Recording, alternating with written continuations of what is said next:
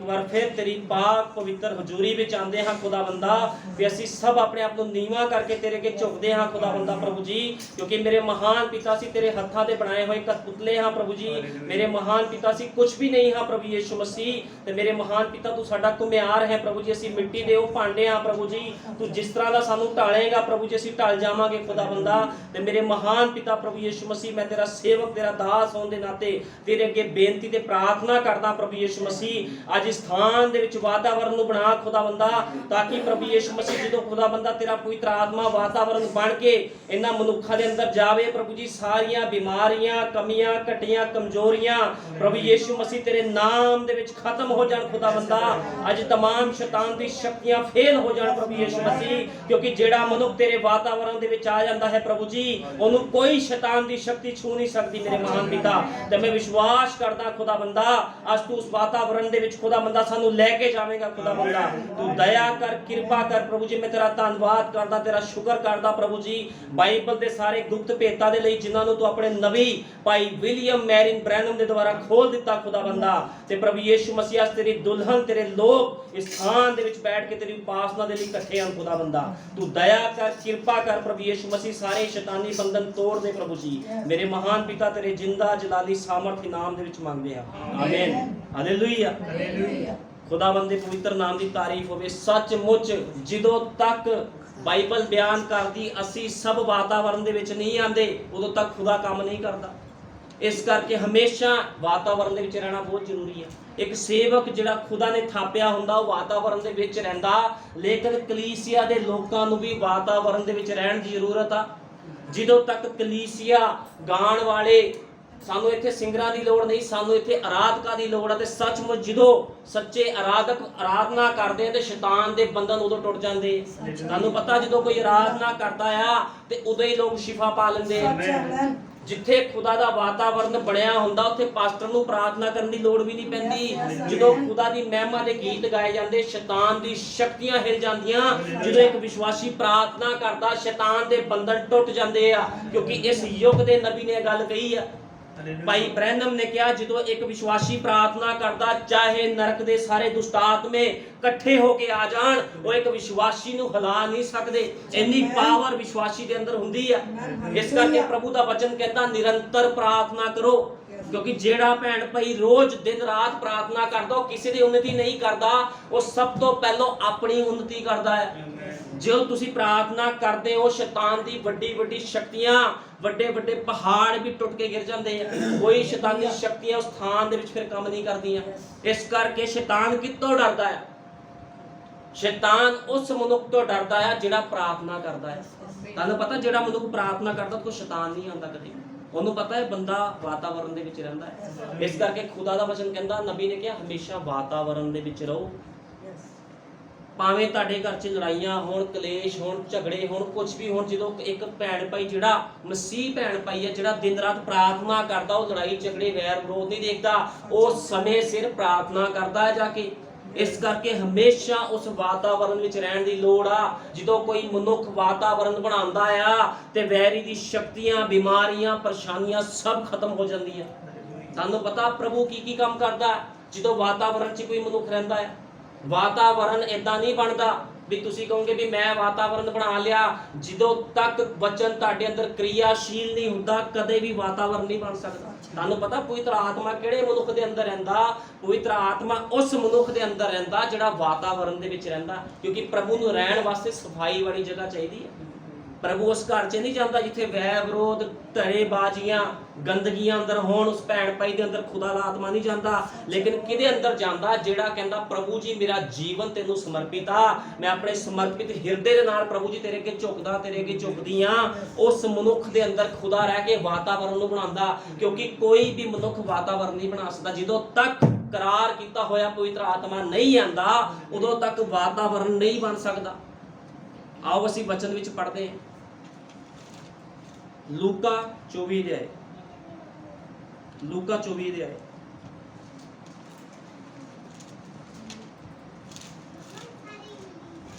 लूका 24 अध्याय। पर हफ्ते दे पहले दिन अमृत वेले वो उन्हां सुगंधां नूं ਜਿਹੜੀਆਂ ਤਿਆਰ ਕੀਤੀਆਂ सन लैके कबर उत्ते आईयां ਅਤੇ ਉਹਨਾਂ ਨੇ ਪੱਥਰ ਨੂੰ ਕਬਰੋਂ ਲਾਂਭੇ ਰਿੜਿਆ ਪਿਆ ਦਿਖਿਆ। ਹੁਣ ਕੀ ਹੋਇਆ, ਕੁਝ ਭੈਣਾਂ ਕੁਝ ਔਰਤਾਂ ਯੀਸ਼ੂ ਮਸੀਹ ਦੀ ਕਬਰ ਦੇ ਉੱਤੇ ਜਾ ਰਹੀਆਂ ਆ, ਕਬਰ ਦੇ ਉੱਪਰ ਜਾ ਰਹੀਆਂ ਆ ਸੁਗੰਧੀਆਂ ਲੈ ਕੇ, ਜਿਹਨੂੰ ਅਸੀਂ ਪਰਫਿਊਮ ਕਹਿ ਸਕਦੇ। ਪੁਰਾਣੇ ਸਮੇਂ ਵਿੱਚ ਕੀ ਹੁੰਦਾ ਸੀਗਾ, ਜਦੋਂ ਕੋਈ ਮਰਦਾ ਸੀ ਉਹਦੇ ਅੰਦਰ ਸੁਗੰਧੀਆਂ ਭਰੀ ਜਾਂਦੀ ਸੀ, ਉਹਦੇ ਬਾਅਦ ਵੀ ਲੋਕੀ ਜਾ ਕੇ ਸੁਗੰਧੀਆਂ ਉਹਨਾਂ ਦੇ ਉੱਪਰ ਉਡੇਲਦੇ ਸੀਗੇ, ਜਾ ਕੇ ਦੇਖਣ ਜਾਂਦੇ ਸੀ, ਬੋਡੀ ਨੂੰ ਦੇਖਦੇ ਹੁੰਦੇ ਸੀ ਜਾ ਕੇ।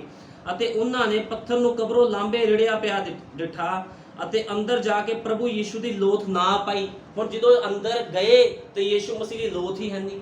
ਜਿਹੜਾ ਪੱਥਰ ਯੀਸ਼ੂ ਮਸੀਹ ਦੀ ਕਬਰ ਦੇ ਉੱਪਰ ਰੇੜਿਆ ਸੀਗਾ, ਬੜਾ ਕੁਇੰਟਲਾਂ ਦਾ ਭਾਰ ਸੀ ਉਹਦਾ, ਉਹਨੂੰ ਕੋਈ 2-4 ਬੰਦੇ ਰੇੜ ਕੇ ਪਿੱਛੇ ਨਹੀਂ ਸੀ ਕਰ ਸਕਦੇ, ਉਹਦੇ ਵਾਸਤੇ ਬਹੁਤ ਤਾਕਤਵਰ ਬੰਦੇ ਚਾਹੀਦੇ ਸੀਗੇ। ਤੇ ਜਦੋਂ ਇਹ ਔਰਤਾਂ ਇਹ ਭੈਣਾਂ ਯੀਸ਼ੂ ਮਸੀਹ ਦੀ ਕਬਰ ਤੇ ਗਈਆਂ ਤੇ ਕੀ ਹੋਇਆ, ਕਬਰ ਖਾਲੀ ਸੀ ਅਤੇ ਅੰਦਰ ਜਾ ਕੇ ਪ੍ਰਭੂ ਦੀ ਲੋਥ ਨਾ ਪਾਈ। ਅਤੇ ਇਉਂ ਹੋਇਆ ਕਿ ਜਾਂ ਉਹ ਇਸ ਦੇ ਕਾਰਨ ਦੁਬਿਧਾ ਵਿੱਚ ਪਈਆਂ ਤਾਂ ਵੇਖੋ 2 ਪੁਰਸ਼ ਚਮਕੀਲੀ ਪੁਸ਼ਾਕ ਪਹਿਨੇ ਉਹਨਾਂ ਦੇ ਕੋਲ ਆ ਖਲੋਤੇ। ਤੇ ਕੀ ਹੋਇਆ, ਜਦੋਂ ਦੁਬਿਧਾ ਵਿੱਚ ਪਈਆਂ ਕਿ ਕਿੱਥੇ ਚਲ ਗਈ ਪ੍ਰਭੂ ਦੀ ਲੋਥ, ਤੇ ਕੀ ਹੋਇਆ, 2 ਸਵਰਗ ਦੂਤ ਵਾਤਾਵਰਨ ਬਣਾਉਣ ਦੇ ਲਈ ਸਥਾਨ ਦੇ ਵਿੱਚ ਆਏ ਤੇ ਆ ਕੇ ਕਹਿੰਦੇ ਯੀਸ਼ੂ ਮਸੀਹ ਤਾਂ ਜਿਉਂਦਾ ਹੋ ਗਿਆ, ਤੁਸੀਂ ਕਿੱਥੇ ਭਾਲਦੀਆਂ ਹੋ। ਤੇ ਦੇਖੋ ਕਿਹੋ ਜਿਹਾ ਵਾਤਾਵਰਨ ਹੋਵੇਗਾ ਉਸ ਸਥਾਨ ਦੇ ਵਿੱਚ ਜਦੋਂ ਭੈਣਾਂ ਨੂੰ ਕਬਰ ਤੇ ਯੀਸ਼ੂ ਮਸੀਹ ਨਹੀਂ ਮਿਲਿਆ, ਕਿਉਂਕਿ ਉਹਨੇ ਪਹਿਲਾਂ ਦੱਸਿਆ ਸੀਗਾ ਵੀ ਮੈਂ ਮੁਰਦਿਆਂ ਵਿੱਚੋਂ ਤੀਸਰੇ ਦਿਨ ਜਿਉਂਦਾ ਹੋਊਂਗਾ। ਲੇਕਿਨ ਜਦੋਂ ਤੱਕ ਉਹ ਵੇਖਦੀਆਂ ਨਹੀਂ, ਜਦੋਂ ਤੱਕ ਉਹਨਾਂ ਨੂੰ ਉਹਦੇ ਸਾਹਮਣੇ ਉਹ ਚੀਜ਼ਾਂ ਪ੍ਰਗਟ ਨਹੀਂ ਹੋਣੀਆਂ ਸੀ, ਉਹਨਾਂ ਨੇ ਵਿਸ਼ਵਾਸ ਨਹੀਂ ਸੀ ਕਰਨਾ। ਤੇ ਦੇਖੋ 2 ਸਵਰਗ ਦੂਤ ਉਸ ਸਥਾਨ ਦੇ ਵਿੱਚ ਪ੍ਰਗਟ ਹੋਏ। ਜਾਂ ਉਹ ਡਰਦੀਆਂ ਤੇ ਆਪਣੇ ਸਿਰ ਜ਼ਮੀਨ ਵੱਲ ਝੁਕਾਉਂਦੀਆਂ ਸਨ ਤਾਂ ਇਹਨਾਂ ਨੂੰ ਆਖਿਆ, ਤੁਸੀਂ ਜਿਉਂਦੇ ਨੂੰ ਮੋਇਆਂ ਵਿੱਚ ਕਿਉਂ ਭਾਲਦੀਆਂ ਹੋ। ਹੁਣ ਸਵਰਗਦੂਤ ਉਹ ਡਰ ਗਏ, ਸਵਰਗਦੂਤ ਨੂੰ ਦੇਖ ਕੇ ਵੀ ਇਹ ਕੌਣ ਆ ਗਏ ਇੱਥੇ।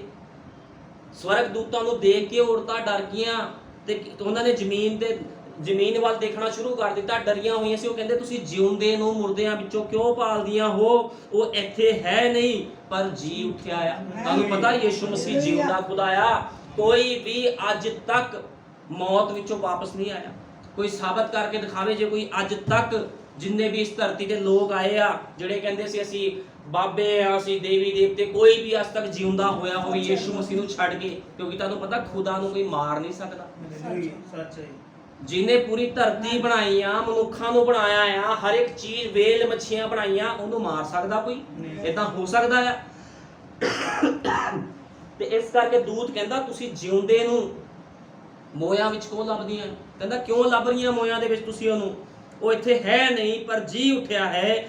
ਚੇਤੇ ਕਰੋ ਕਿ ਗਲੀਲ ਵਿੱਚ ਹੁੰਦਿਆਂ ਉਸਨੇ ਤੁਹਾਨੂੰ ਕਿਕੁਰ ਕਿਹਾ ਸੀ ਭਈ ਮਨੁੱਖ ਦੇ ਪੁੱਤਰ ਨੂੰ ਪਾਪੀ ਮਨੁੱਖਾਂ ਦੇ ਹੱਥੀਂ ਫੜਵਾਇਆ ਜਾਣਾ ਤੇ ਸਲੀਬ ਉੱਤੇ ਚੜਾਇਆ ਜਾਣਾ ਹੈ ਤੇ ਤੀਜੇ ਦਿਨ ਜੀ ਉੱਠਣਾ ਜ਼ਰੂਰੀ ਹੈ। ਉਹਨੇ ਪਹਿਲਾਂ ਹੀ ਭਵਿੱਖਬਾਣੀ ਕੀਤੀ ਸੀ ਵੀ ਮੈਂ ਲੋਕਾਂ ਦੇ ਪਾਪਾਂ ਦੇ ਖਾਤਰ ਆਪਣੀ ਜਾਨ ਦਊਂਗਾ ਤੇ 3 ਦਿਨ ਤੇ 3 ਰਾਤਾਂ ਜਿੱਦਾਂ ਜੁਨਾਹ ਨਬੀ ਮੱਛੀ ਦੇ ਪੇਟ ਵਿੱਚ ਰਿਹਾ ਸੀ, ਉਸੇ ਤਰ੍ਹਾਂ ਮੈਂ ਜ਼ਮੀਨ ਦੇ ਵਿੱਚ ਰਹੂੰਗਾ ਤੇ 3 ਦਿਨਾਂ ਬਾਅਦ ਮੈਂ ਜਿਉਂਦਾ ਹੋ ਜਾਊਂਗਾ। ਉਹਨੇ ਪਹਿਲਾਂ ਹੀ ਕਹਿ ਦਿੱਤਾ ਸੀ ਆਪਣੇ ਚੇਲਿਆਂ ਨੂੰ। ਲੇਕਿਨ ਜਦੋਂ ਤੱਕ ਚੇਲਿਆਂ ਦੇ ਸਾਹਮਣੇ ਗੱਲਾਂ ਪੂਰੀਆਂ ਨਹੀਂ ਹੁੰਦੀ, ਕਿੱਦਾਂ ਵਿਸ਼ਵਾਸ ਕਰ ਸਕਦੇ ਸੀ? ਕਿਉਂਕਿ ਬੜਾ ਅਜੀਬ ਲੱਗਦਾ ਵੀ ਇੱਕ ਮੁਰਦਾ ਬੰਦਾ ਜਿੰਦਾ ਹੋ ਜੇ, ਕਿਉਂਕਿ ਉਹਨਾਂ ਨੂੰ ਤਾਂ ਪਤਾ ਹੀ ਨਹੀਂ ਸੀ ਉਦੋਂ ਵੀ ਪ੍ਰਭੂ ਯੀਸ਼ੂ ਮਸੀਹ ਖੁਦਾ ਆ। ਉਹਨਾਂ ਨੂੰ ਤਾਂ ਬਾਅਦ ਪਤਾ ਲੱਗਿਆ ਜਦੋਂ ਆਤਮਾ ਚੇਲਿਆਂ ਦੇ ਅੰਦਰ ਆਇਆ, ਉਦੋਂ ਪਤਾ ਲੱਗਿਆ ਚੇਲਿਆਂ ਨੂੰ ਵੀ ਇਹ ਯੀਸ਼ੂ ਮਸੀਹ ਕੌਣ ਸੀਗਾ। ਇਹ ਉਹੀ ਯੀਸ਼ੂ ਮਸੀਹ ਸੀਗਾ ਜਿਹਨੇ ਸਮੁੰਦਰਾਂ ਨੂੰ 2 ਭਾਗ ਕੀਤਾ ਸੀ ਮੂਸਾ ਦੇ ਸਮੇਂ ਦੇ ਵਿੱਚ, ਯਹੋਸ਼ੂਆ ਦੇ ਸਮੇਂ ਵਿੱਚ ਜਿਹਨੇ ਯਰਦਨ ਨੂੰ 2 ਭਾਗ ਕਰ ਦਿੱਤਾ ਸੀਗਾ। ਜਦੋਂ ਪਵਿੱਤਰ ਆਤਮਾ ਉਹਨਾਂ ਦੇ ਅੰਦਰ ਆਣਾ ਸੀ ਤਾਂ ਹੀ ਪਤਾ ਲੱਗਣਾ ਸੀ। ਲੇਕਿਨ ਇਸ ਸਮੇਂ ਇਹਨਾਂ ਚੇਲਿਆਂ ਨੂੰ ਪਤਾ ਨਹੀਂ ਸੀਗਾ, ਇਹਨਾਂ ਲੋਕਾਂ ਨੂੰ ਪਤਾ ਨਹੀਂ ਸੀਗਾ, ਇਸ ਕਰਕੇ ਉਹ ਵਿਸ਼ਵਾਸ ਨਹੀਂ ਕਰ ਪਾ ਰਹੇ ਸੀ ਇਹਨਾਂ ਗੱਲਾਂ ਦੇ ਉੱਪਰ ਵੀ ਕੋਈ ਬੰਦਾ ਵੀ ਜਿੰਦਾ ਹੋ ਸਕਦਾ ਮਰ ਕੇ। ਭਈ ਮਨੁੱਖ ਦੇ ਪੁੱਤਰ ਨੂੰ ਪਾਪੀ ਮਨੁੱਖਾਂ ਦੇ ਹੱਥੀਂ ਫੜਵਾਇਆ ਜਾਣਾ ਤੇ ਸਲੀਬ ਉੱਤੇ ਚੜਾਇਆ ਜਾਣਾ ਤੇ ਤੀਜੇ ਦਿਨ ਜੀ ਉੱਠਣਾ ਜ਼ਰੂਰੀ ਹੈ। ਤਾਂ ਉਸ ਦੀਆਂ ਗੱਲਾਂ ਉਹਨਾਂ ਨੂੰ ਚੇਤੇ ਆਈਆਂ ਅਤੇ ਕਬਰ ਤੋਂ ਮੁੜ ਕੇ ਉਹਨਾਂ ਨੇ ਇਹ ਸਾਰੀਆਂ ਗੱਲਾਂ ਉਹਨਾਂ 11 ਅਤੇ ਹੋਰਨਾਂ ਸਭਨਾਂ ਨੂੰ ਦੱਸ ਦਿੱਤੀਆਂ। ਸੋ ਮਰੀਅਮ ਮਗਦਲੀਨੀ ਅਤੇ ਯੋਹਾਨਾ ਤੇ ਯਕੂਬ ਦੀ ਮਾਂ ਮਰੀਅਮ ਔਰ ਉਹਨਾਂ ਦੇ ਨਾਲ ਦੀਆਂ ਹੋਰ ਤੀਵੀਆਂ ਨੇ ਰਸੂਲਾਂ ਨੂੰ ਇਹ ਗੱਲਾਂ ਕਹੀਆਂ ਅਤੇ ਉਹਨਾਂ ਗੱਲਾਂ ਨੂੰ ਕਹਾਣੀਆਂ ਜੀਆਂ ਮਾਲੂਮ ਹੋਈਆਂ। ਹੁਣ ਉਹਨਾਂ ਨੂੰ ਕਹਾਣੀਆਂ ਮਾਲੂਮ ਹੋਈਆਂ। ਉਹ ਕਹਿੰਦੇ ਕਬਰ 'ਚ ਤਾਂ ਕੋਈ ਹੈ ਨਹੀਂ, ਉਹ ਜਿਉਂਦਾ ਹੋ ਗਿਆ। ਉਹ ਕਹਿੰਦੇ ਇਹ ਕਿਸ ਤਰ੍ਹਾਂ ਹੋ ਸਕਦਾ ਵੀ ਕੋਈ ਮਨੁੱਖ ਮਰ ਕੇ ਜਿਉਂਦਾ ਹੋ ਜਾਵੇ? ਇਹ ਸੰਭਵ ਨਹੀਂ ਹੈ, ਇਸ ਤਰ੍ਹਾਂ ਕਦੇ ਨਹੀਂ ਹੋ ਸਕਦਾ। ਲੇਕਿਨ ਜਦੋਂ ਯੀਸ਼ੂ ਮਸੀਹ ਧਰਤੀ ਤੇ ਆਇਆ ਤੇ ਉਹਦੇ ਵਚਨ ਸੱਚ ਤੇ ਆਮੀਨ ਸੀਗੇ, ਉਹ ਪੂਰੇ ਹੋਏ ਤੇ ਅੱਜ ਵੀ ਪੂਰੇ ਹੁੰਦੇ ਆ। ਅੱਜ ਕੀ ਪ੍ਰਭੂ ਯੀਸ਼ੂ ਮਸੀਹ ਮੁਰਦੇ ਜਿੰਦਾ ਨਹੀਂ ਕਰਦਾ? ਲੰਗੜੇ ਲੂਲਿਆਂ ਨੂੰ ਸਹੀ ਨਹੀਂ ਕਰਦਾ? ਦੁਸ਼ਟ ਆਤਮਾ ਗ੍ਰਸਤ ਲੋਕਾਂ ਨੂੰ ਸ਼ਿਫਾ ਨਹੀਂ ਦਿੰਦਾ? ਅੱਜ ਵੀ ਦਿੰਦਾ ਆ। ਅੱਜ ਵੀ ਸ਼ੈਤਾਨ ਦੀ ਵੱਡੀ ਵੱਡੀ ਸ਼ਕਤੀਆਂ ਯੀਸ਼ੂ ਮਸੀਹ ਦੇ ਨਾਮ ਦੇ ਕੇ ਡਰਦੀਆਂ ਤੇ ਕੰਬਦੀਆਂ ਆ। ਇੰਨੀ ਪਾਵਰ ਮੇਰੇ ਲਾਰਡ ਦੇ ਵਿੱਚ ਆ, ਇੰਨੀ ਸ਼ਿਫਾ ਉਹਦੇ ਨਾਮ ਦੇ ਵਿੱਚ ਆ। ਇਸ ਕਰਕੇ ਡਰਨ ਤੇ ਘਬਰਾਉਣ ਦੀ ਲੋੜ ਨਹੀਂ ਆ। ਯੀਸ਼ੂ ਮਸੀਹ ਯੁਗਾਂ ਨੂੰ ਯੁਗ ਜਿੰਦਾ, ਉਹ ਕੱਲ ਅੱਜ ਤੇ ਹਮੇਸ਼ਾ ਜਿਉਂਦਾ ਆ। ਉਹ ਮੁਰਦਾ ਪਰਮੇਸ਼ਵਰ ਨਹੀਂ ਆ। ਉਹ ਆਵਾਜ਼ ਨੂੰ ਸੁਣਦਾ, ਸਿਰਫ ਵਿਸ਼ਵਾਸ ਕਰਨ ਦੀ ਲੋੜ ਆ। ਵਿਸ਼ਵਾਸ ਕਰੋ ਉਹਦੇ ਵਚਨ ਤੇ ਉਹ ਸਭ ਕੁਝ ਕਰ ਸਕਦਾ ਆ। ਯੀਸ਼ੂ ਮਸੀਹ ਕਹਿੰਦਾ ਸਭ ਕੁਝ ਸੰਭਵ ਆ। ਯੀਸ਼ੂ ਮਸੀਹ ਦੇ ਨਾਮ ਦੇ ਵਿੱਚ ਸਭ ਕੁਝ ਸੰਭਵ ਆ। ਭਾਵੇਂ ਡਾਕਟਰਾਂ ਨੇ ਜਵਾਬ ਦੇ ਦਿੱਤਾ, ਕੁਝ ਵੀ ਕਿਉਂ ਨਾ ਹੋ ਗਿਆ ਹੋਵੇ, ਲੇਕਿਨ ਜਦੋਂ ਤੁਸੀਂ ਯੀਸ਼ੂ ਮਸੀਹ ਦੇ ਡਾਕਟਰ ਦੇ ਕੋਲ ਆਓਗੇ, ਯੀਸ਼ੂ ਮਸੀਹ ਕੌਣ ਆ? ਡਾਕਟਰਾਂ ਦਾ ਡਾਕਟਰ। ਇਹ ਡਾਕਟਰਾਂ ਨੂੰ ਕਿਹਨੇ ਬਣਾਇਆ? ਯੀਸ਼ੂ ਮਸੀਹ ਨੇ ਬਣਾਇਆ। ਪੂਰੀ ਧਰਤੀ, ਪੂਰੀ ਕਾਇਨਾਤ ਨੂੰ ਕਿਹਨੇ ਬਣਾਇਆ? ਯੀਸ਼ੂ ਮਸੀਹ ਨੇ ਬਣਾਇਆ। ਲੇਕਿਨ ਉਹ ਚਾਹੁੰਦਾ ਤੁਸੀਂ ਵਾਤਾਵਰਣ ਦੇ ਵਿੱਚ ਆਓ। ਜਦੋਂ ਤੁਸੀਂ ਵਾਤਾਵਰਣ ਦੇ ਵਿੱਚ ਆਓਗੇ ਤੇ ਖੁਦਾ ਦਾ ਆਤਮਾ ਕੰਮ ਕਰੇਗਾ। ਲੇਕਿਨ ਜਦੋਂ ਤੱਕ ਕੋਈ ਮਨੁੱਖ ਵਾਤਾਵਰਣ ਦੇ ਵਿੱਚ ਨਹੀਂ ਆਂਦਾ, ਨਾ ਉਹਦੀ ਪ੍ਰਾਰਥਨਾ ਸੁਣੀ ਜਾਂਦੀ ਆ, ਨਾ ਉਹਦੀ ਫਾਸਟਿੰਗ ਵੱਲ ਦੇਖਿਆ ਜਾਂਦਾ। ਲੇਕਿਨ ਜਦੋਂ ਮਨੁੱਖ ਸਮਰਪਿਤ ਹੋ ਕੇ ਕਹਿੰਦਾ ਪ੍ਰਭੂ ਜੀ ਮੈਂ ਕੁਝ ਵੀ ਨਹੀਂ ਆ, ਮੈਂ ਤੇਰੇ ਅੱਗੇ ਝੁਕਦਾ ਆ, ਤੇ ਉਦੋਂ ਯੀਸ਼ੂ ਮਸੀਹ ਵਾਤਾਵਰਣ ਬਣਾਉਣ ਲਈ ਆ ਜਾਂਦਾ ਹੈ। ਕਿਉਂਕਿ ਜਦੋਂ ਤੱਕ ਤੁਹਾਡੇ ਅੰਦਰ ਵਾਤਾਵਰਣ ਨਹੀਂ ਆ, ਪ੍ਰਭੂ ਵੀ ਵਾਤਾਵਰਣ ਨਹੀਂ ਬਣਾ ਸਕਦਾ। ਜਦੋਂ ਤੁਹਾਡੇ ਅੰਦਰ ਵਾਤਾਵਰਣ ਹੋਵੇਗਾ, ਤੁਸੀਂ ਪੂਰੀ ਤਰ੍ਹਾਂ ਖਾਲੀ ਹੋਵੋਗੇ ਤੇ ਪ੍ਰਭੂ ਯੀਸ਼ੂ ਮਸੀਹ ਤੁਹਾਡੇ ਅੰਦਰ ਆ ਜਾਵੇਗਾ। ਲੇਕਿਨ ਜੇ ਤੁਸੀਂ ਗੰਦਗੀ ਦੇ ਨਾਲ ਭਰੇ ਹੋਵੋਗੇ, ਕਦੇ ਵੀ ਖੁਦਾ ਦਾ ਆਤਮਾ ਤੁਹਾਡੇ ਅੰਦਰ ਵਾਤਾਵਰਣ ਨਹੀਂ ਬਣਾ ਪਾਵੇਗਾ। ਕਿਉਂਕਿ ਪ੍ਰਭੂ ਸਫਾਈ ਨੂੰ ਪਸੰਦ ਕਰਦਾ ਆ। ਇਸ ਕਰਕੇ ਯੀਸ਼ੂ ਮਸੀਹ ਜਦੋਂ ਹੈਕਲ ਦੇ ਵਿੱਚ ਗਿਆ, ਜਦੋਂ ਉਹਨੇ ਦੇਖਿਆ ਵੀ ਲੋਕਾਂ ਨੇ ਮੇਰੇ ਪਿਤਾ ਦੇ ਘਰ ਨੂੰ ਮੰਡੀ ਬਣਾਇਆ, ਵਪਾਰ ਕਰਦੇ ਆ, ਉਹਨੇ ਕੋੜਾ ਬਣਾਇਆ ਤੇ ਫੇਰਨਾ ਸ਼ੁਰੂ ਕਰ ਦਿੱਤਾ। ਉਹ ਕਹਿੰਦਾ ਮੇਰੇ ਪਿਤਾ ਦੇ ਘਰ ਨੂੰ ਮੰਡੀ ਨਾ ਬਣਾਓ, ਇਹ ਉਪਾਸਨਾ ਦੀ ਜਗ੍ਹਾ ਆ। ਤੁਹਾਨੂੰ ਪਤਾ ਯੀਸ਼ੂ ਮਸੀਹ ਸਫਾਈ ਕਰਨ ਆਇਆ ਇਸ ਧਰਤੀ ਤੇ। ਬਾਈਬਲ ਬਿਆਨ ਕਰਦੀ ਆ, ਉਹਨੇ ਕਿਹਾ ਮੈਂ ਨੌ ਨੂੰ ਸੱਸ ਤੋਂ ਅਲੱਗ ਕਰ ਦੂੰਗਾ, ਪਿਓ ਨੂੰ ਪੁੱਤਰ ਤੋਂ ਅਲੱਗ ਕਰ ਦੂੰਗਾ। ਅਲੱਗ ਕਰਨ ਦਾ ਮਤਲਬ ਜਦੋਂ ਕੋਈ ਆਤਮਾ ਵਿੱਚ ਕਿਸ ਨੂੰ ਚੱਕਦਾ ਆ ਤੇ ਫਿਰ ਕੋਈ ਵੀ ਜਿਹੜਾ ਆਪਸ ਦੇ ਰਿਸ਼ਤੇਦਾਰ ਹੁੰਦਾ, ਉਹ ਰਿਸ਼ਤੇਦਾਰੀ ਨਹੀਂ ਦੇਖਦਾ, ਫਿਰ ਖੁਦਾ ਦੇ ਆਤਮਾ ਦੀ ਗੱਲਾਂ ਨੂੰ ਦੇਖਦਾ ਆ। ਇਸ ਕਰਕੇ ਉਹ ਕਹਿੰਦਾ ਸੱਸ ਨੂੰ ਨੌ ਨੂੰ ਸੱਸ ਤੋਂ ਅਲੱਗ ਕਰ ਦੂੰਗਾ। ਲੇਕਿਨ ਕਿਉਂ ਕਰਦਾ ਆ? ਤਾਂ ਕਿ ਉਹ ਮਨੁੱਖ ਵਾਤਾਵਰਣ ਦੇ ਵਿੱਚ ਆਵੇ। ਜਦੋਂ ਤੱਕ ਤੁਸੀਂ ਵਾਤਾਵਰਣ ਦੇ ਵਿੱਚ ਨਹੀਂ ਆਓਗੇ, ਕੋਈ ਵੀ ਅੰਸ਼ ਤੁਹਾਡਾ ਖੁਦਾ ਦੇ ਵਿੱਚ ਨਹੀਂ ਹੈ। ਪ੍ਰਭੂ ਵਾਤਾਵਰਣ ਨੂੰ ਪਸੰਦ ਕਰਦਾ ਹੈ। ਹੁਣ ਇੱਥੇ ਕੀ ਹੋ ਰਿਹਾ ਆ? ਪਰ ਪਤਰਸ ਉੱਠ ਕੇ ਕਬਰ ਵੱਲ ਭੱਜਿਆ ਅਤੇ ਝੁੱਕ ਕੇ ਨਿਰੇ ਉਸਦੇ ਕੱਪੜੇ ਡਿੱਠੇ ਅਤੇ ਇਸ ਵਾਰਤਾ ਤੇ ਅਚਰਜ ਮੰਨਦਾ ਹੋਇਆ ਆਪਣੇ ਘਰ ਚਲਿਆ ਗਿਆ। ਹੁਣ ਪਤਰਸ ਨੂੰ ਚੈਨ ਨਹੀਂ ਪਈ। ਪਤਰਸ ਕਬਰ ਵੱਲ ਗਿਆ। ਜਦੋਂ ਉਹਨੇ ਦੇਖਿਆ ਕਬਰ ਖਾਲੀ, ਉਹਨੂੰ ਗੱਲਾਂ ਚੇਤੇ ਆਈਆਂ, ਕਿਉਂਕਿ ਜੋ ਪ੍ਰਭੂ ਨੇ ਕਿਹਾ ਸੀ ਸਾਰਾ ਕੁਝ ਪੂਰਾ ਹੋਇਆ।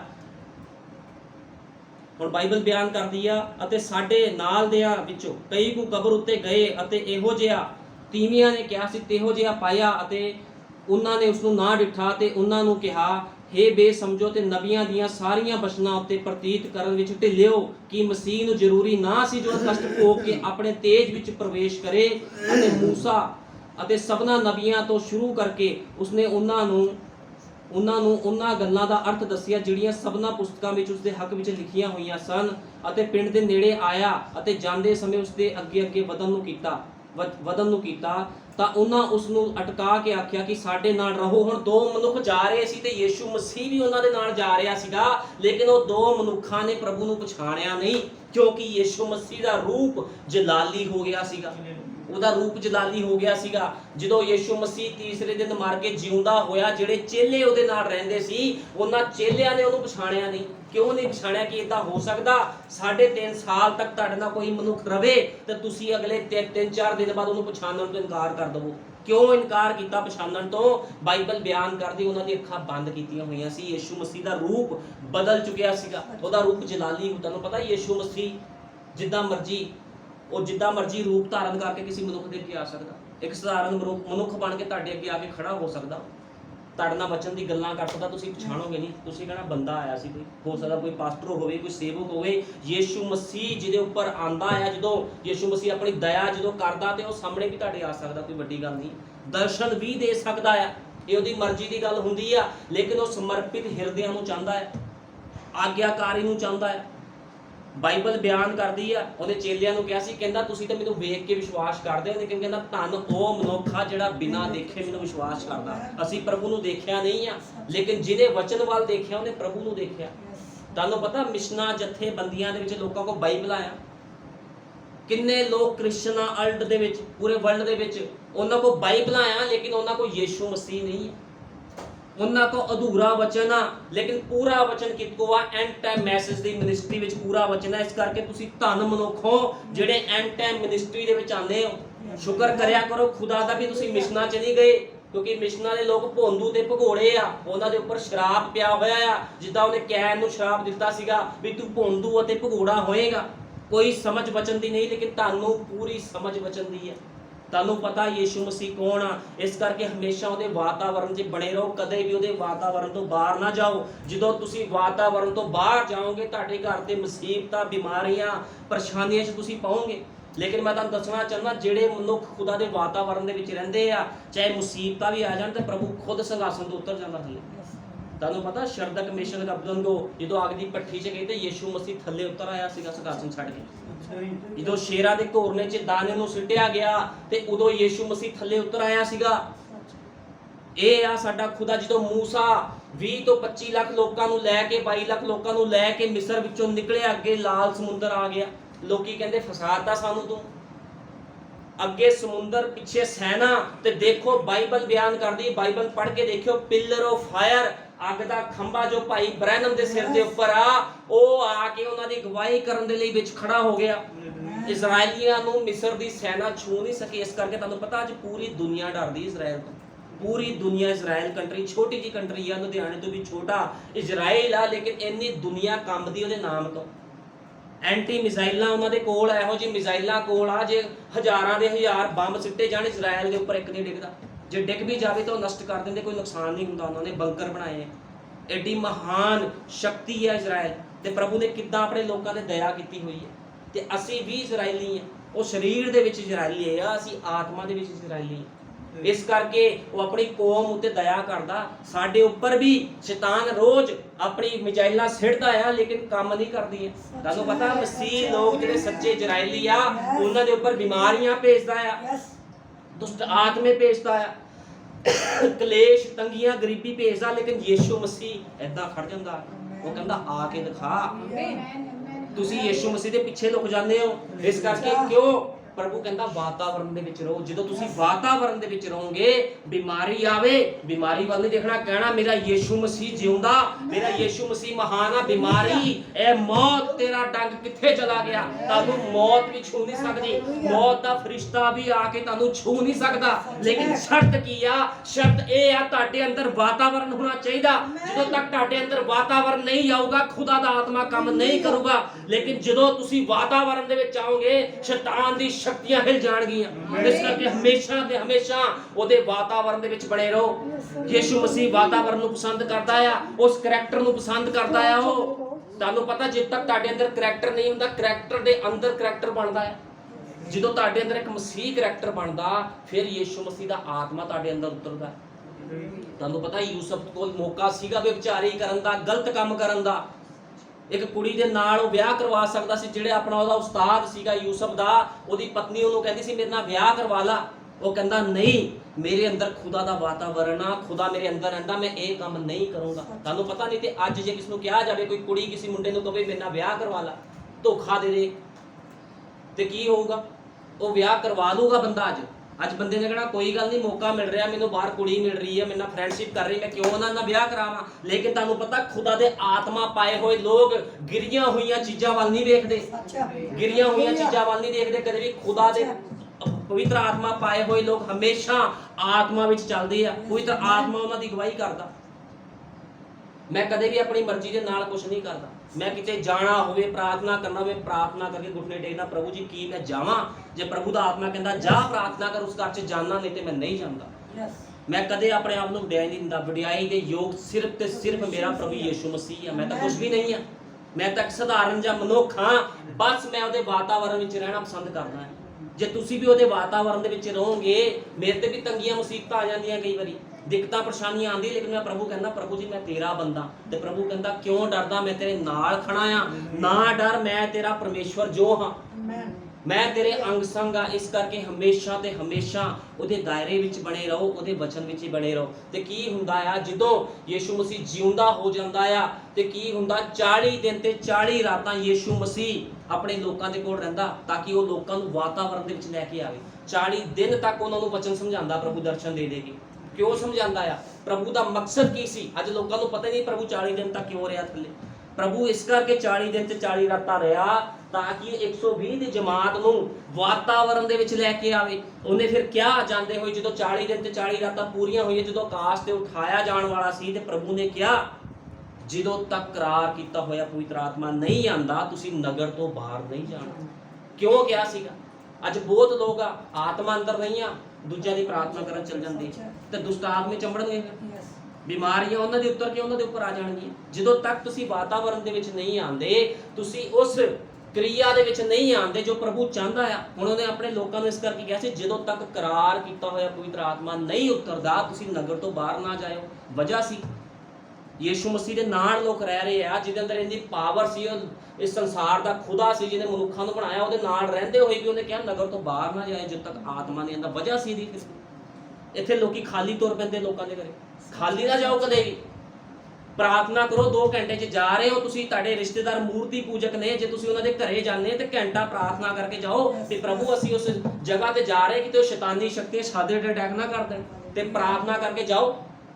ਜਾਣ ਨੂੰ ਮਨਾ ਨਹੀਂ ਮੈਂ ਕਰਦਾ, ਜਾਓ, ਲੇਕਿਨ ਪ੍ਰਾਰਥਨਾ ਕਰਕੇ ਜਾਓ। 1 ਘੰਟਾ ਘੁਟਨੇ ਟੇਕੋ, ਪ੍ਰਾਰਥਨਾ ਕਰਕੇ ਜਾਓ। ਜਦੋਂ ਤੁਸੀਂ ਸਥਾਨ ਦੇ ਵਿੱਚ ਪੈਰ ਰੱਖੋ ਤੇ ਉੱਥੇ ਵੀ ਸ਼ਕਤੀਆਂ ਹਿਲ ਜਾਣ, ਜਿਹੜੀ ਸ਼ੈਤਾਨੀ ਹੈ। ਪਤਾ ਲੱਗੇ ਖੁਦਾ ਦੀ ਬੇਟੀ ਆਈ ਆ, ਖੁਦਾ ਦਾ ਬੇਟਾ ਆਇਆ, ਇਹੋ ਜਿਹਾ ਵਾਤਾਵਰਨ ਬਣਾ ਕੇ ਜਾਓ। ਲੇਕਿਨ ਜਦੋਂ ਤੁਸੀਂ ਵਾਤਾਵਰਨ ਤੋਂ ਬਾਹਰ ਹੋ ਕੇ ਜਾਂਦੇ ਹੋ, ਉਦੋਂ ਕਦੇ ਵੀ ਖੁਦਾ ਦਾ ਆਤਮਾ ਕੰਮ ਨਹੀਂ ਕਰੇਗਾ। ਖਾਲੀ ਨਾ ਜਾਓ ਕਦੇ ਵੀ। ਹਮੇਸ਼ਾ ਤੁਹਾਡਾ ਜਿਹੜਾ ਤਰਕਸ਼ ਆ ਤੀਰਾਂ ਦੇ ਨਾਲ ਭਰਿਆ ਹੋਣਾ ਚਾਹੀਦਾ ਹੈ।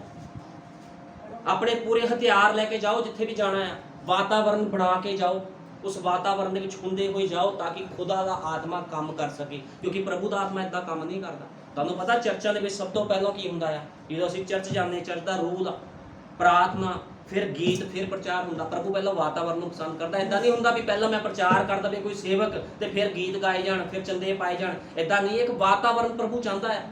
ਪ੍ਰਭੂ ਚਾਹੁੰਦਾ ਆ ਵੀ ਤੁਸੀਂ ਸਭ ਤੋਂ ਪਹਿਲਾਂ ਖੁਦਾ ਦੇ ਘਰ ਵਿੱਚ ਆ ਕੇ ਨੀਵੇਂ ਹੋਵੋ, ਆਪਣੇ ਆਪ ਨੂੰ ਝੁਕਾਵੋ, ਗੀਤ ਭਜਨ ਗਾਵੋ, ਉਹਦੀ ਮਹਿਮਾ ਕਰੋ, ਫਿਰ ਪ੍ਰਚਾਰ ਸੁਣੋ ਤਾਂ ਉਹਨੂੰ ਗ੍ਰਹਿਣ ਕਰੋ ਆਪਣੇ ਜੀਵਨਾਂ ਦੇ ਅੰਦਰ। ਤੇ ਦੇਖੋ ਕਿੱਦਾਂ ਵਾਤਾਵਰਨ ਨਹੀਂ ਬਣਦਾ। ਪ੍ਰਭੂ ਇਸ ਕਰਕੇ ਵਾਤਾਵਰਨ ਨੂੰ ਪਸੰਦ ਕਰਦਾ ਹੈ। ਹੁਣ ਮੈਂ ਤੁਹਾਨੂੰ ਦੱਸਣਾ ਚਾਹੁੰਦਾ ਵੀ ਜਿਹੜੇ ਲੋਕ ਵਾਤਾਵਰਨ ਦੇ ਵਿੱਚ ਰਹਿੰਦੇ ਉਹਨਾਂ ਨੂੰ ਲੋਕ ਕਹਿੰਦੇ ਕੀ ਆ। ਭਾਈ ਬ੍ਰੈਨਮ ਦੇ ਸੰਦੇਸ਼ ਚ ਪੜਾਂਗੇ, ਦੇਖੋ ਪਰਮੇਸ਼ਵਰ ਦੇ ਲਗਭਗ ਸਾਰੇ ਹੀ ਲੋਕ ਵਿਚਿੱਤਰ ਜਾਂ ਅਜੀਬ ਮਨੁੱਖ ਹੁੰਦੇ ਹਨ। ਹੁਣ ਦੇਖੋ ਨਬੀ ਦੇ ਸੰਦੇਸ਼ 'ਚ ਕੀ ਲਿਖਿਆ, ਕਹਿੰਦਾ ਪਰਮੇਸ਼ਵਰ ਦੇ ਸਾਰੇ ਲੋਕ ਵਿਚਿੱਤਰ ਜਾਂ ਅਜੀਬ ਲੋਕ ਹੁੰਦੇ। ਤੁਹਾਨੂੰ ਪਤਾ ਲੋਕਾਂ ਜਿਹੜੇ ਖੁਦਾ ਦੇ ਲੋਕ ਹੁੰਦੇ ਆ, ਸੰਤ ਸੇਵਕ ਹੁੰਦੇ ਆ, ਖੁਦਾ ਦੇ ਵਿਸ਼ਵਾਸੀ ਲੋਕ ਹੁੰਦੇ, ਭੈਣ ਭਾਈ ਵਿਸ਼ਵਾਸੀ ਹੁੰਦੇ, ਉਹਨਾਂ ਨੂੰ ਵਿਚਿੱਤਰ ਕਹਿੰਦੇ ਨੇ। ਕਿਉਂ ਕਹਿੰਦੇ ਵਿਚਿੱਤਰ? ਉਹ ਸਿੰਪਲ ਸੂਟ ਪਾਉਂਦੇ ਆ, ਸਿੰਪਲ ਸੂਟ ਪਾਉਂਦੀਆਂ ਭੈਣਾਂ। ਭੈਣ ਜਿਹੜੇ ਭਾਈ ਆ, ਜਿੱਦਾਂ ਮੈਂ ਕੱਪੜੇ ਸਿੰਪਲ ਪਾਏ ਤਾਂ ਤੇ ਸਿੰਪਲ ਪਾਉਂਦੇ, ਉਹ ਫੁਕਰਬਾਜੀ ਨਹੀਂ ਕਰਦੇ ਵੀ ਇੱਥੋਂ ਪੈਂਟਾਂ ਫਟੀਆਂ ਪਾ ਲਈ, ਇੱਥੇ ਦਾੜੀਆਂ ਬਣਾ ਲੀਆਂ। ਇਹ ਸਭ ਸ਼ੈਤਾਨੀ ਕੰਮ ਆ, ਇਹ ਖੁਦਾ ਦੇ ਬੇਟੇ ਬੇਟੀਆਂ ਦੇ ਕੰਮ ਨਹੀਂ ਹੈ। ਤੁਹਾਨੂੰ ਪਤਾ ਖੁਦਾ, ਜਿਹੜਾ ਬੰਦਾ ਖੁਦਾ ਨੂੰ ਮੰਨਦਾ ਹੋਵੇ, ਖੁਦਾ ਉਹਦੇ ਜੀਵਨ ਦੇ ਵਿੱਚ ਰੂਲ ਰੈਗੂਲੇਸ਼ਨ ਨੂੰ ਰੱਖਦਾ ਹੈ ਵੀ ਮੇਰਾ ਬੇਟਾ ਮੇਰੀ ਬੇਟੀ ਦੇ ਕੱਪੜੇ ਕਿੱਦਾਂ ਦੇ ਹੋਣੇ ਚਾਹੀਦੇ। ਤੁਹਾਨੂੰ ਪਤਾ ਬਾਈਬਲ ਕੀ ਬਿਆਨ ਕਰਦੀ ਹੈ? ਜਨਾਨੀ ਉੱਤੇ ਮਰਦ ਦਾ ਭੇਸ ਨਾ ਹੋਵੇ, ਨਾ ਮਰਦ ਜਨਾਨੀ ਦੇ ਵਸਤਰ ਪਾਵੇ। ਇਹ ਆ ਮਸੀਹਤ। ਪ੍ਰਭੂ ਮਨਾ ਕਰਦਾ ਖੁਦਾ ਦਾ ਆਤਮਾ ਵੀ ਮੇਰੀ ਬੇਟੀ ਤੇਰੀ ਮਰਿਆਦਾ ਹੋਣੀ ਚਾਹੀਦੀ ਕੱਪੜੇ ਪਾਉਣ 'ਚ, ਮੇਰੇ ਬੇਟੇ ਤੇਰੀ ਮਰਿਆਦਾ ਹੋਣੀ ਚਾਹੀਦੀ। ਅੱਜ ਬੰਦੇ ਜਨਾਨੀਆਂ ਦੇ ਕੱਪੜੇ ਤੇ ਜਨਾਨੀਆਂ ਬੰਦੇ ਦੇ ਕੱਪੜੇ ਪਾ ਕੇ ਘੁੰਮ ਰਹੀਆਂ, ਕੋਈ ਮਰਿਆਦਾ ਨਹੀਂ ਹੈ, ਨੰਗੇ ਘੁੰਮ ਰਹੇ ਆ ਲੋਕ ਜ਼ਿਆਦਾਤਰ ਤਾਂ। ਦੇਖੋ ਕੁੜੀਆਂ ਨਿਕਰਾਂ ਪਾ ਕੇ, ਪੈਂਟਾਂ ਪਾ ਕੇ, ਇਹ ਸਭ ਗਲਤ ਆ। ਇਹ ਬਾਈਬਲ ਦੇ ਰੂਲ ਦੇ ਅਕੋਰਡਿੰਗ ਨਹੀਂ ਹੈ, ਸਭ ਚੀਜ਼ਾਂ ਸ਼ੈਤਾਨੀ ਆ। ਇਸ ਕਰਕੇ ਪ੍ਰਭੂ ਚਾਹੁੰਦਾ ਵਾਤਾਵਰਨ ਵਿੱਚ ਰਹੋ। ਇਸੇ ਤਰ੍ਹਾਂ ਦੇ ਹੁੰਦੇ ਹਨ। ਉਹ ਕਹਿੰਦਾ ਪਰਮੇਸ਼ਵਰ ਦੇ ਲੋਕ ਵਿਚਿੱਤਰ ਜਾਂ ਅਜੀਬ ਹੁੰਦੇ ਹਨ। ਮੈਨੂੰ ਖੁਸ਼ੀ ਹੈ ਕਿ ਮੈਂ ਉਹਨਾਂ ਵਿੱਚੋਂ ਇੱਕ ਹਾਂ। ਭਾਈ ਬ੍ਰੈਨਮ ਕਹਿੰਦੇ ਆ, 7ਵਾਂ ਦੂਤ ਕੀ ਕਹਿ ਰਿਹਾ, ਕਹਿੰਦਾ ਮੈਨੂੰ ਖੁਸ਼ੀ ਹੈ ਮੈਂ ਉਹਨਾਂ ਵਿਚਿੱਤਰ ਲੋਕਾਂ। ਤੁਹਾਨੂੰ ਪਤਾ ਜਦੋਂ ਅਸੀਂ ਬਾਹਰ, ਮੈਂ ਤਾਂ ਜਾਣਾ, ਜਦੋਂ ਕੋਈ ਵੀ, ਮੇਰੀ ਪਤਨੀ ਸਿੰਪਲ ਬਣ ਕੇ ਜਾਂਦੀ ਆ ਤੇ ਕਈ ਵਾਰ ਮੇਰੇ ਰਿਸ਼ਤੇਦਾਰ ਕਹਿੰਦੇ ਬੜੇ ਸਧਾਰਨ ਜਿਹੇ ਆ, ਨਾ ਕੋਈ ਲਿਪਸਟਿਕ, ਨਾ ਬਿੰਦੀ, ਨਾ ਕੁਛ, ਨਾ ਕੋਈ ਬਾੜ ਖੜੇ ਕੀਤੇ ਆ, ਨਾ ਕੋਈ ਦਾੜੀਆਂ 'ਚ ਨੁਕਰਾਂ ਬਣਾਈਆਂ। ਲੇਕਿਨ ਮੈਂ ਤੁਹਾਨੂੰ ਦੱਸਣਾ ਚਾਹੁੰਦਾ ਖੁਦਾ ਦੇ ਲੋਕ ਇਦਾਂ ਦੇ ਹੁੰਦੇ। ਖੁਦਾ ਦੇ ਲੋਕ ਸੰਸਾਰ ਤੋਂ ਮਰੇ ਹੋਏ ਹੁੰਦੇ। ਜੇ ਕੋਈ ਖੁਦਾ ਦਾ ਬੰਦਾ ਆਪਣੇ ਆਪ ਨੂੰ ਕਹਿ ਰਿਹਾ ਤੇ ਉਹ ਪੁੱਠੇ ਸਿੱਧੇ ਰੀਤੀ ਰਿਵਾਜ ਕਰਕੇ ਬਾਹਰ ਜਾ ਰਿਹਾ ਤੇ ਕੀ ਨਮੂਨਾ ਪੇਸ਼ ਕਰੂਗਾ? ਇਹ ਨਮੂਨਾ ਨਹੀਂ ਹੈ ਕੋਈ ਫਿਰ। ਇਸ ਕਰਕੇ ਖੁਦਾ ਦੇ ਲੋਕ ਸੰਸਾਰ ਤੋਂ ਮਰੇ ਹੋਏ ਹੁੰਦੇ। ਕੱਪੜੇ ਪ੍ਰੈਸ ਹੈਗੇ ਆ ਤੇ ਠੀਕ ਆ, ਜੇ ਨਹੀਂ ਹੈ ਤਾਂ ਵੀ ਕੋਈ ਗੱਲ ਨਹੀਂ, ਕੋਈ ਮਤਲਬ ਨਹੀਂ। ਲੋਕੀ ਹਾਸੀ ਲੈਣਗੇ, ਇਹੀ ਕਹਿਣਗੇ ਬੜਾ ਅਜੀਬ ਬੰਦਾ ਹੈ। ਲੇਕਿਨ ਖੁਦਾ ਦੇ ਲੋਕ, ਬਾਈਬਲ ਬਿਆਨ ਕਰਦੀ ਹੈ, ਨਬੀ ਦਾ ਸੰਦੇਸ਼ ਕਹਿੰਦਾ ਅਜੀਬ ਹੀ ਹੁੰਦੇ ਹਨ।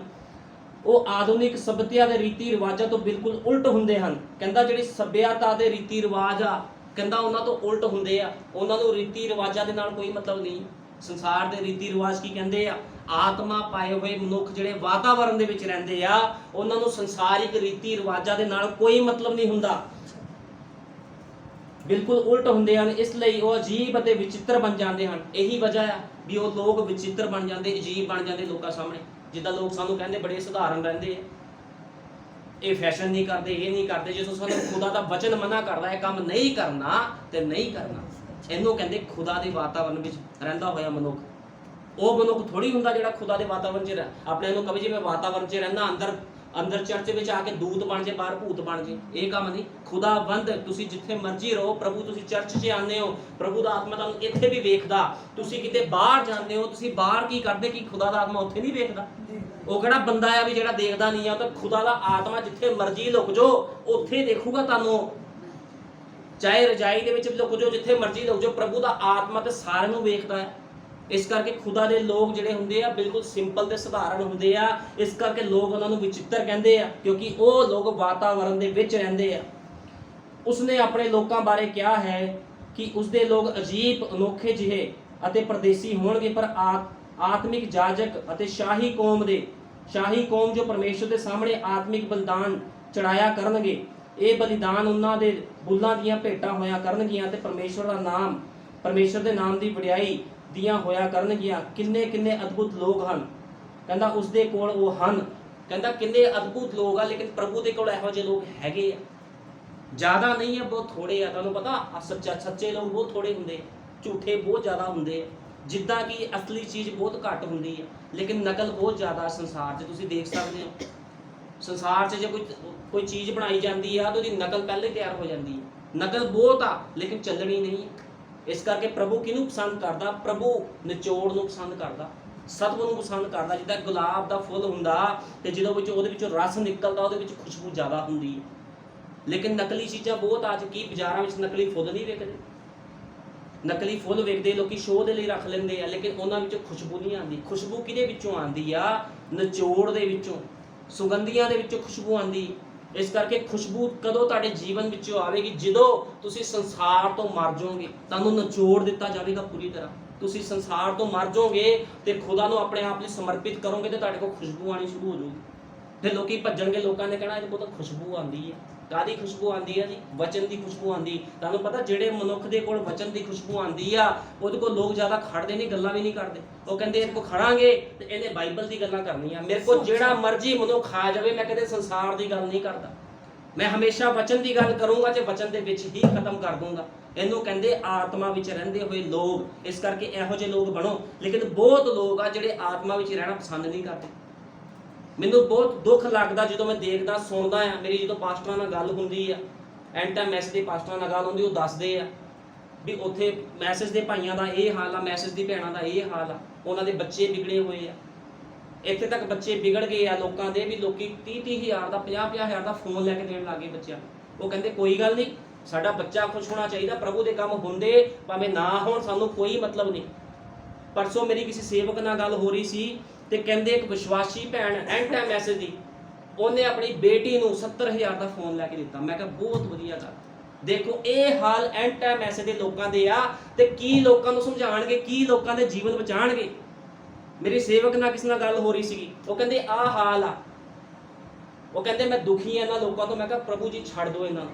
ਮੈਂ ਉਸ ਸੇਵਕ ਨੂੰ ਕਿਹਾ, ਮੈਂ ਕਿਹਾ ਰਹਿਣ ਦਿਓ ਇਹਨਾਂ ਲੋਕਾਂ ਲਈ, ਪ੍ਰਾਰਥਨਾ ਕਰਨੀ ਬੰਦ ਕਰ ਦਿਓ। ਇਹੋ ਜਿਹੇ ਲੋਕਾਂ ਦੇ ਲਈ ਪ੍ਰਾਰਥਨਾ ਵੀ ਨਾ ਕਰੋ ਜਿਨ੍ਹਾਂ ਨੂੰ ਵਚਨ ਦੀ ਸਮਝ ਨਹੀਂ ਹੈ।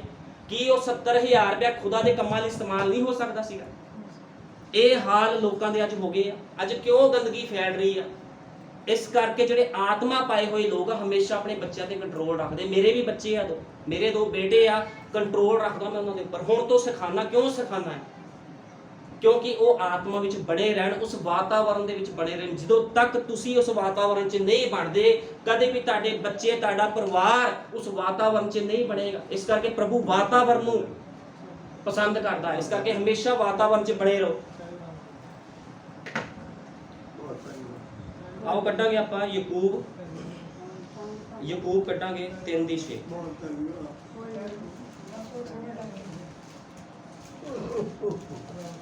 ਯਕੂਬ 3:6 ਕੱਢਾਂਗੇ।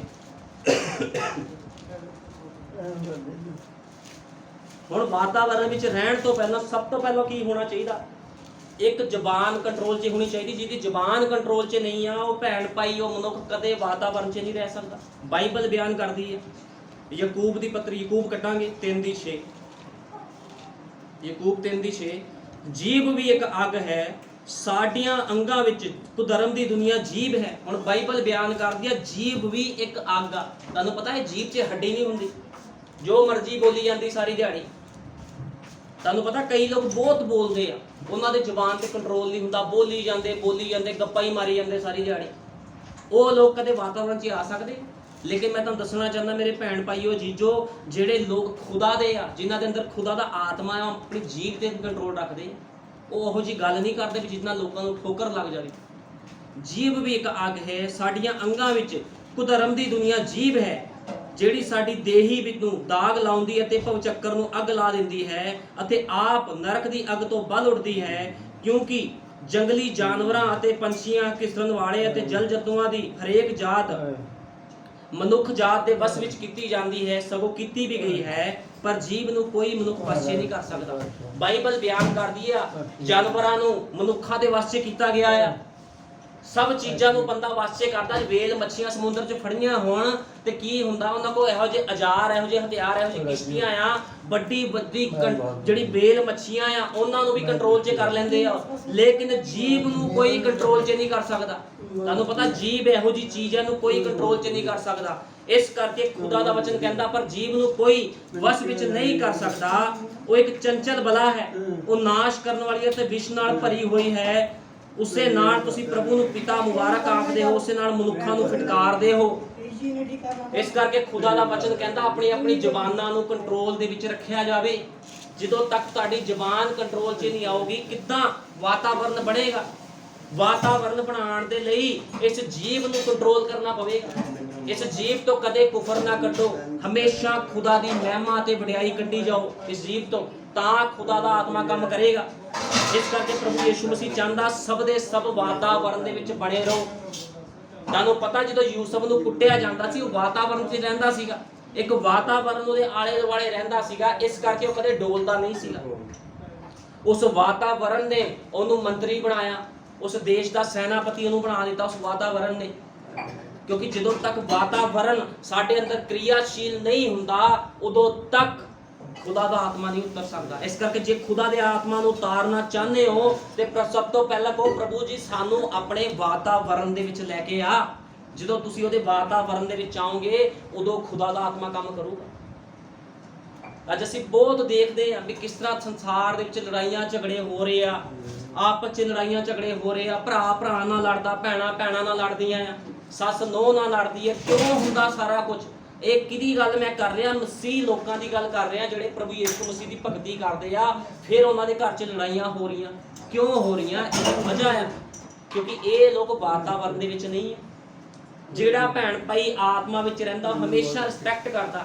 ਹਮੇਸ਼ਾ ਰਿਸਪੈਕਟ ਕਰੋ ਹਰ ਕਿਸੇ ਦੀ। ਜੇ ਤੁਹਾਨੂੰ ਕੋਈ ਗੰਦਗੀ ਬੋਲਦਾ, ਤੁਹਾਨੂੰ ਕੁਫਰ ਬਕਦਾ, ਗਲਤ ਬੋਲਦਾ, ਉਹਦੇ ਨਾਲ ਤੁਸੀਂ ਲੜੋ ਨਾ।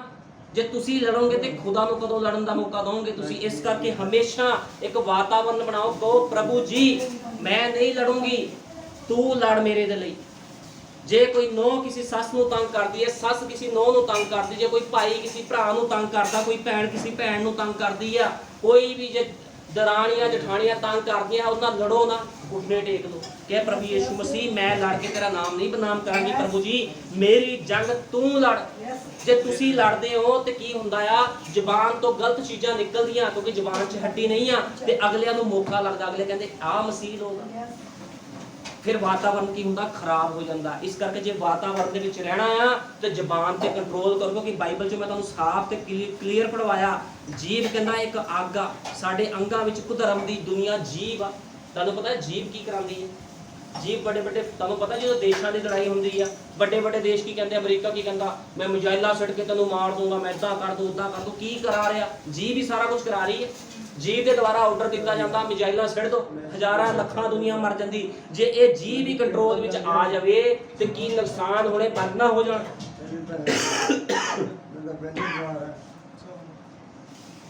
ਇਸ ਕਰਕੇ ਹਮੇਸ਼ਾ ਆਪਣੀ ਜੀਭਾਂ ਤੇ ਕੰਟਰੋਲ ਕਰਨਾ ਚਾਹੀਦਾ। ਤੁਹਾਨੂੰ ਪਤਾ ਜਿਹੜੇ ਖੁਦਾ ਦੇ ਲੋਕ ਹੁੰਦੇ ਬੜਾ ਘੱਟ ਬੋਲਦੇ। ਖੁਦਾ ਦੇ ਆਤਮਾ ਪਾਏ ਹੋਏ ਲੋਕ, ਉਹਦੇ ਜਿਹੜੇ ਭੈਣ ਭਾਈ ਆ, ਖੁਦਾ ਦੇ ਚਰਚਾਂ ਦੇ ਲੋਕ ਜਿਹੜੇ ਹੁੰਦੇ ਆ, ਉਹ ਬਹੁਤ ਘੱਟ ਬੋਲਦੇ ਆ। ਕਿਉਂ ਬੋਲਦੇ? ਉਹਨਾਂ ਨੂੰ ਪਤਾ ਆ ਵੀ ਅਸੀਂ ਆਪਣੇ ਆਪ ਤੇ ਕੰਟਰੋਲ ਰੱਖਣਾ, ਕਿਉਂਕਿ ਤੁਹਾਡੀਆਂ ਗੱਲਾਂ ਨੂੰ ਲੋਕੀ ਨੋਟ ਕਰਦੇ ਆ, ਤੁਹਾਡੇ ਰਿਸ਼ਤੇਦਾਰ ਤੁਹਾਡੇ ਮੂੰਹ ਚੋਂ ਨਿਕਲੀਆਂ ਹੋਈਆਂ ਗੱਲਾਂ ਨੂੰ ਨੋਟ ਕਰਦੇ, ਤੁਹਾਡੇ ਜੀਵਨ ਨੂੰ ਨੋਟ ਕਰਦੇ ਆ। ਉਹ ਕਹਿੰਦੇ ਆਪ ਤਾਂ ਮਸੀਹ ਨਹੀਂ ਬਣੀ, ਆਪ ਤਾਂ ਮਸੀਹ ਬਣਿਆ ਨਹੀਂ ਇਹ, ਤੇ ਮੈਨੂੰ ਕੀ ਮਸੀਹ ਬਣਾਊਗਾ? ਕਿਉਂ ਠੋਕਰ ਖਾਂਦੇ ਆ ਲੋਕ? ਕਿਉਂਕਿ ਤੁਹਾਡਾ ਵਾਤਾਵਰਨ ਸਹੀ ਨਹੀਂ ਆ। ਆਪਣੇ ਵਾਤਾਵਰਨ ਨੂੰ ਸਹੀ ਕਰੋ। ਜੇ ਐਂਡ ਟਾਈਮ ਮੈਸੇਜ ਦੀ ਮਿਨਿਸਟਰੀ ਵਿੱਚ ਤੁਸੀਂ ਚੱਲਣਾ ਆ, ਇਸ ਸੇਵਕਾਈ ਵਿੱਚ ਤੁਸੀਂ ਚੱਲਣਾ, ਜੇ ਤੁਸੀਂ ਦਾਵਾ ਪੇਸ਼ ਕਰਦੇ ਪ੍ਰਭੂ ਜੀ ਮੈਂ ਵੀ ਉਠਾਇਆ ਜਾਵਾਂ, ਮੈਂ ਵੀ ਜਿੰਦਾ ਉਠਾਇਆ ਜਾਵਾਂ, ਕਿੱਦਾਂ ਜਿਉਂਦੇ ਉਠਾਏ ਜਾਓਗੇ ਤੁਸੀਂ? ਜਦੋਂ ਤੱਕ ਤੁਸੀਂ ਵਾਤਾਵਰਨ 'ਚ ਨਹੀਂ ਆਉਂਦੇ, ਜਿੱਦ ਤੱਕ ਤੁਹਾਨੂੰ ਪ੍ਰਾਰਥਨਾ ਕਰਨ ਦਾ ਹੀ ਨਹੀਂ ਪਤਾ, ਤੁਹਾਨੂੰ ਦਾਨ ਦਸ਼ਮਾਂਸ਼ ਦੇਣ ਦਾ ਹੀ ਨਹੀਂ ਪਤਾ। ਤੁਹਾਨੂੰ ਪਤਾ ਬਹੁਤ ਲੋਕ ਖੁਦਾ ਨੂੰ ਠੱਗਦੇ ਆ, ਬਹੁਤ ਲੋਕ ਖੁਦਾ ਨੂੰ ਭੇਟਾਂ ਤੇ ਦਸ਼ਮਾਂਸ਼ਾਂ ਵਿੱਚ ਵੀ ਠੱਗਦੇ ਆ। ਇਹ ਸਭ ਕੁਝ ਗਲਤ ਆ। ਤੁਸੀਂ ਖੁਦਾ ਦਾ ਰੁਪਈਆ ਨਹੀਂ ਖਾ ਸਕਦੇ।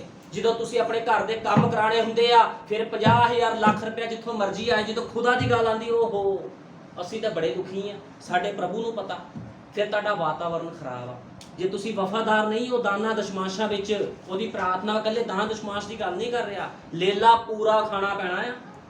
ਐਂਡ ਟਾਈਮ ਮੈਸੇਜ 'ਚ ਜੇ ਚੱਲਣਾ ਆ ਤੇ ਲੇਲਾ ਪੂਰਾ ਖਾਣਾ ਪੈਣਾ, ਨਹੀਂ ਤਾਂ ਫਿਰ ਮਿਸ਼ਨਾਂ ਵਿੱਚ ਜਾ ਸਕਦੇ ਤੁਸੀਂ ਲੋਕ। ਉੱਥੇ ਕੋਈ ਬੰਦਸ਼ ਨਹੀਂ ਹੈ, ਉੱਥੇ ਜੋ ਮਰਜ਼ੀ ਕਰੋ, ਭੰਗੜੇ ਪਾਓ, ਫਿਲਮਾਂ ਦੇਖੋ, ਗਾਣੇ ਦੇਖੋ, ਗੰਦਗੀ ਕਰੋ, ਪੈਂਟਾਂ ਪਾਓ, ਨੱਚੋ ਟੱਪੋ, ਲਿਪਸਟਿਕਾਂ ਲਗਾਓ, ਬਾਲੀਆਂ ਲਗਾਓ, ਉੱਥੇ ਕੁਝ ਮਨਾ ਨਹੀਂ, ਕਿਉਂਕਿ ਉੱਥੇ ਬਿਜ਼ਨਸ ਹੁੰਦਾ। ਇੱਥੇ ਬਿਜ਼ਨਸ ਨਹੀਂ, ਇੱਥੇ ਸੇਵਕਾਈ ਹੁੰਦੀ ਆ। ਯਿਸੂ ਮਸੀਹ ਦੀ ਜਿਉਂਦੇ ਖੁਦਾ ਦੀ ਸੇਵਕਾਈ ਹੁੰਦੀ ਇਸ ਥਾਂ 'ਚ। ਜੇ ਇਸ ਥਾਂ ਦੇ ਵਿੱਚ ਆਣਾ ਤੇ ਲੇਲਾ ਪੂਰਾ ਖਾਣਾ ਪੈਣਾ। ਉਤਪਤ ਤੋਂ ਲੈ ਕੇ ਪ੍ਰਕਾਸ਼ ਦੀ ਪੋਥੀ ਤੱਕ ਜਿੰਨੇ ਵਚਨ ਆ, ਲੋਕੀ ਕਹਿੰਦੇ ਅਸੀਂ ਕਿੱਥੇ ਪੂਰੇ ਕਰਾਂਗੇ? ਜੇ ਤੁਸੀਂ ਪੂਰਾ ਨਹੀਂ ਕਰ ਸਕਦੇ ਤੇ ਰੈਪਚਰ ਦੇ ਸੁਪਨੇ ਦੇਖਣੇ ਵੀ ਛੱਡ ਦਿਓ। ਫਿਰ ਤੁਹਾਡਾ ਰੈਪਚਰ ਨਹੀਂ ਹੋਣਾ। ਫਿਰ ਤੁਸੀਂ ਸੰਸਾਰ ਵਿੱਚ ਆਪਣੇ ਆਪ ਨੂੰ ਦੇ ਦਿਓ ਮਰਨ ਵਾਸਤੇ। ਲੇਕਿਨ ਜੇ ਤੁਸੀਂ ਕਹਿੰਦੇ ਵੀ ਅਸੀਂ ਸੰਸਾਰ ਤੋਂ ਮਰੇ ਆ, ਜੇ ਤੁਸੀਂ ਸੰਸਾਰ ਤੋਂ ਮਰੇ ਹੋ ਤਾਂ ਪਹਿਲ ਖੁਦਾ ਨੂੰ ਕਿਉਂ ਨਹੀਂ ਦਿੰਦੇ? ਪਹਿਲ ਆਪਣੇ ਬੱਚਿਆਂ ਨੂੰ, ਆਪਣੇ ਰਿਸ਼ਤੇਦਾਰਾਂ ਨੂੰ ਕਿਉਂ ਦਿੰਦੇ? ਤੁਸੀਂ ਖੁਦਾ ਨੂੰ ਪਹਿਲ ਦਿਓ ਜੇ ਤੁਸੀਂ ਵਾਤਾਵਰਨ 'ਚ ਰਹਿਣਾ ਚਾਹੁੰਦੇ। ਲੇਕਿਨ ਮੈਂ ਤੁਹਾਨੂੰ ਦੱਸਣਾ ਚਾਹੁੰਦਾ, ਮੈਂ ਜਦੋਂ ਦੀ ਸੇਵਕਾਈ ਦੇ ਵਿੱਚ ਆਇਆ, ਮੈਂ ਅੱਜ ਤੱਕ ਆਪਣੇ ਬੱਚਿਆਂ ਨੂੰ ਪਹਿਲ ਨਹੀਂ ਦਿੱਤੀ, ਆਪਣੀ ਪਤਨੀ ਨੂੰ ਪਹਿਲ ਨਹੀਂ ਦਿੱਤੀ। ਮੈਂ ਹਮੇਸ਼ਾ ਖੁਦਾ ਦੇ ਜਿਉਂਦੇ ਵਚਨ ਨੂੰ ਪਹਿਲ ਦਿੰਦਾ ਆ। ਇਸ ਕਰਕੇ ਹਮੇਸ਼ਾ ਉਸ ਵਾਤਾਵਰਨ ਦੇ ਵਿੱਚ ਬਣੇ ਰਹੋ। ਤੁਹਾਨੂੰ ਪਤਾ ਜਦੋਂ ਪੌਲੁਸ ਅਤੇ ਸਿਲਾਸ ਨੂੰ ਜੇਲ੍ਹ 'ਚ ਪਾਇਆ ਗਿਆ ਸੀਗਾ ਤੇ ਕੀ ਹੋਇਆ? ਸੰਗਲਾਂ ਟੁੱਟ ਗਈਆਂ, ਜੇਲ੍ਹ ਦੇ ਦਰਵਾਜ਼ੇ ਖੁੱਲ ਗਏ, ਆਜ਼ਾਦ ਕਰ ਦਿੱਤੇ ਗਏ। ਉਹ ਕਿਉਂਕਿ ਉਹ ਇੱਕ ਵਾਤਾਵਰਨ 'ਚ ਰਹਿੰਦੇ ਸੀ। ਜਦੋਂ ਉਸ ਵਾਤਾਵਰਨ 'ਚ ਰਹਿੰਦੇ ਸੀ ਤੇ ਖੁਦਾ ਉੱਤਰ ਆਇਆ। ਉਹ ਕਹਿੰਦਾ ਪੌਲੁਸ ਤੇ ਸਿਲਾਸ ਨੂੰ ਕਹਿੰਦੇ ਜਾਓ।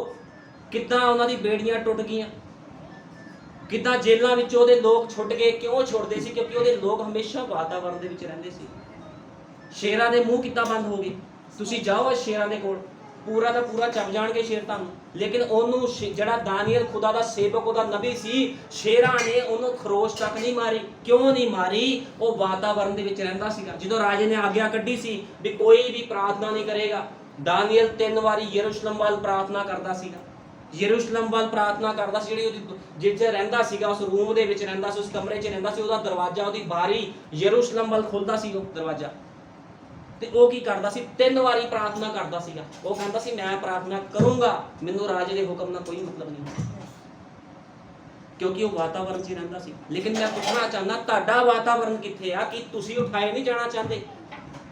ਜੇ ਤੁਸੀਂ ਉਠਾਏ ਨਹੀਂ ਜਾਣਾ ਚਾਹੁੰਦੇ ਤਾਂ ਸੰਸਾਰ ਵਿੱਚ ਮਰਨ ਦੇ ਲਈ ਤੁਹਾਨੂੰ ਛੱਡ ਦਿੱਤਾ ਜਾਵੇਗਾ। ਫਿਰ ਤੁਹਾਨੂੰ ਪਤਾ ਬਵਾਂ ਪੈਣੀਆਂ ਬਹੁਤ ਵੱਡੀਆਂ ਵੱਡੀਆਂ।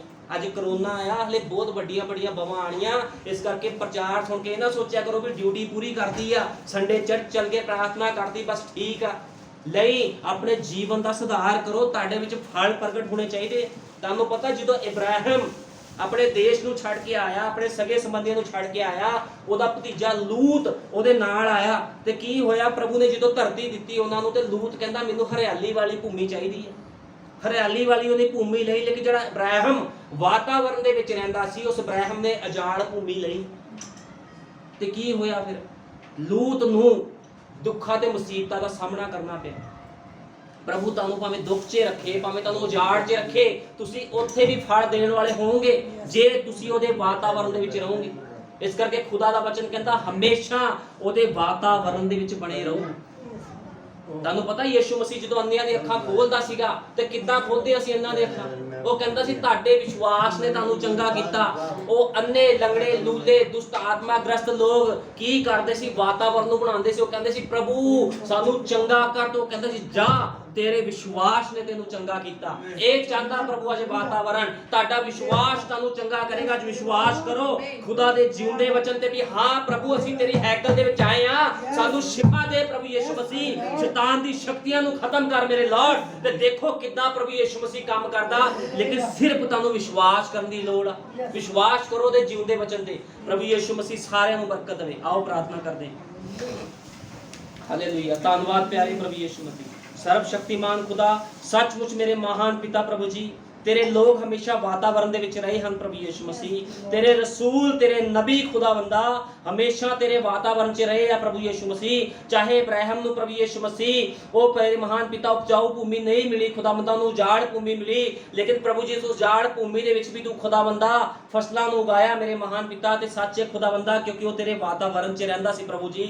ते असीं भी इब्राहिम दी संतान हां प्रभु यीशु मसीह। सानू सबना नूं अपने वातावरण च चला खुदावंदा। जिन्ने लोग इस स्थान च बैठे इन्हां नूं सिखा प्रभु यीशु मसीह भी वातावरण दे विच किद्दां रहना है खुदावंदा। इन्हां नूं पूरा वचन खाना सिखा प्रभु जी, क्योंकि मेरे महान पिता जी बहुत लोग तेरे कोल आंदे आ प्रभु जी, जो उन्हां नूं चंगीआं गल्लां लगदियां उस चीज़ नूं खांदे आ, बाकियां नूं उगल दिंदे हन खुदावंदा।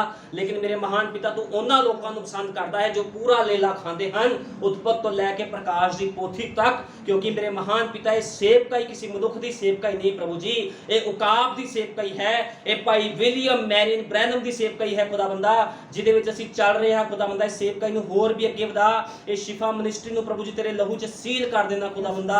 जिन्ने लोग स्थान दे विच आण प्रभु जी शिफा पा के जाण प्रभु यीशु मसीह। दया कर, कृपा कर, तेरे जिंदा जलाली सामर्थी नाम दे विच मंगदे हां, आमीन। हालेलुया।